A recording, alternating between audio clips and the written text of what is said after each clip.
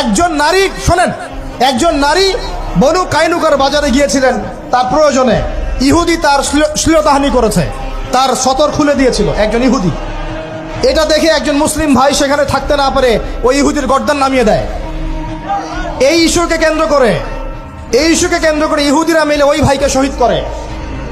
তখন ওই বাজারে ওই ভাই ছাড়া আর কেউ ছিল না, একজনই ভাই ছিল।